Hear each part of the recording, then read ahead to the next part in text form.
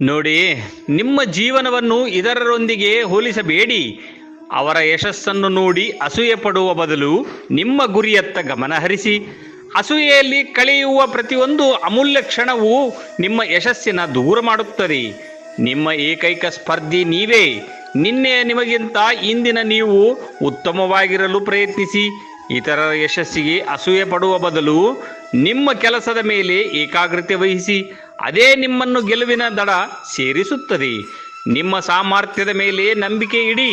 ನಿಮ್ಮ ಹಾದಿ ಮತ್ತು ನಿಮ್ಮ ಗುರಿಗಳ ಇತರರಿಗಿಂತ ಭಿನ್ನವಾಗಿದೆ. ಇತರರ ಬೆಳವಣಿಗೆಯನ್ನು ನೋಡಿ ಹೊಟ್ಟೆ ಕಿಚ್ಚು ಪಡುವ ಬದಲು ನಿಮ್ಮ ಸ್ವಂತ ಬೆಳವಣಿಗೆಯನ್ನು ಆಚರಿಸಿ.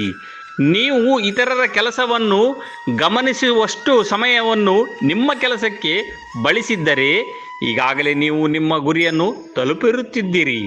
ಹೋಲಿಕೆ ಎಂಬುದು ಸಂತೋಷವನ್ನು ಕದಿಯುವ ಕಳ್ಳ. ನಿಮ್ಮದೇ ಆದ ಶೈಲಿಯಲ್ಲಿ ಜೀವನವನ್ನು ಆನಂದಿಸಿ. ಇತರರ ಯಶಸ್ಸಿನ ಬಗ್ಗೆ ಯೋಚಿಸುವುದನ್ನು ನಿಲ್ಲಿಸಿದಾಗ ನಿಮ್ಮದೇ ಆದ ಅದ್ಭುತ ಜಗತ್ತು ನಿಮಗೆ ಕಾಣಿಸುತ್ತದೆ.